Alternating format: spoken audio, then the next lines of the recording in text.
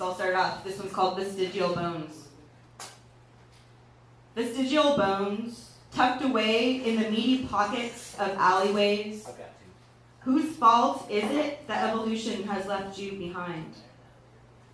The scene here is husks tossed into a mixed pile beside a chain link fence, listening to a beat too loud because they don't know if there's still one inside themselves. This city gives names based on utility.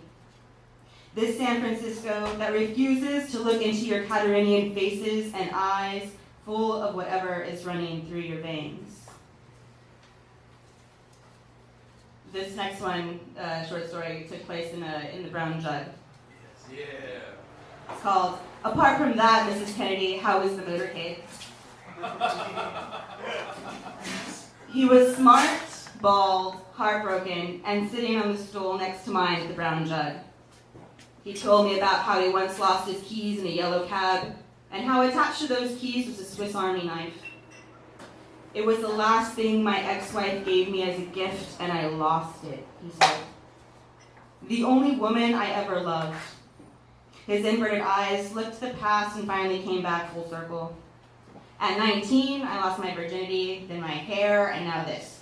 But that's what we do. We just go out there and we lose things.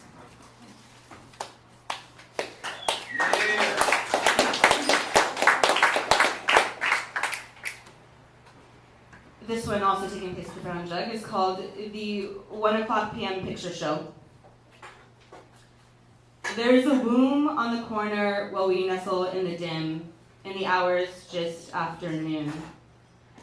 As the French-doored entrance remains open for the neighborhood's thirsty children, vacant space becomes real-time film projection. We watch as they happen in and out of the frame. It's a screening of Hyde and Eddie.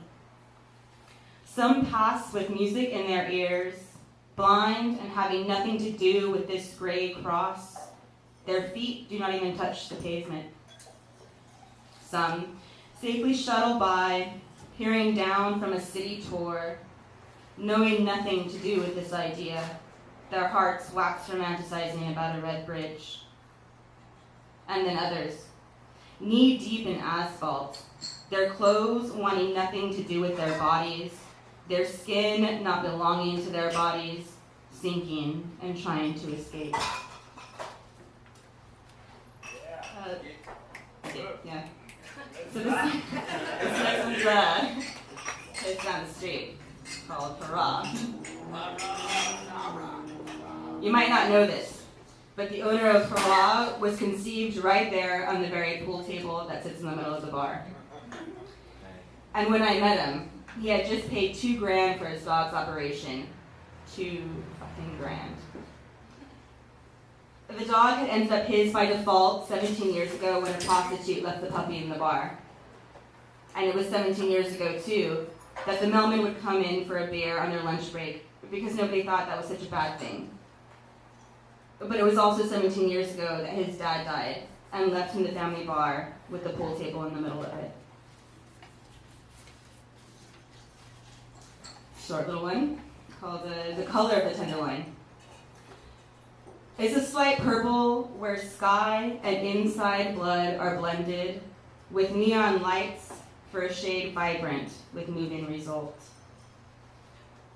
And the last of this is called Ed Bowers. Yeah! I could sit and write haikus about Ed Bowers for days. That's what kind of man he is. Ed Bowers is a poet whose stream of consciousness equals golden vomit. Ed Bowers is a security guard, cynical, and pays more in rent a month than I do. Ed thinks the Tenderloin is a sad place, and every time I've showed up at the 21 Club, he's there. Mr. Bowers wrote a book of poems. It's for sale at the 21 Club at $5. He is what I want to be when I grow up. Ed plays keyboard like any good beat should. When you're around him, you feel him on the verge of an explosive breakdown, and it fills you with exciting anxiety. He wrote verses like, Hemingway was afraid of nouns. Hemingway loved war. War is full of verbs. And lines like, the universe is so innocent, it thinks it would stick. real quick, I'm just going to offer you one of Ed's many thoughts of genius here. This is my favorite of his. It's called I Ching Reading. You're driving me to drink, my mother used to say. Water is blue because of light. People are blue because of night. The drunk is drunk because of booze. I am drunk because of you. This poem is for my mother in gratitude for buying cheap pints of Gallo wine for me when I was a kid, because she enjoyed talking to me when I was drunk. I was once a child trapped in a world where it was impossible to be happy. I did not belong. My mother knew. No blame. Thank you.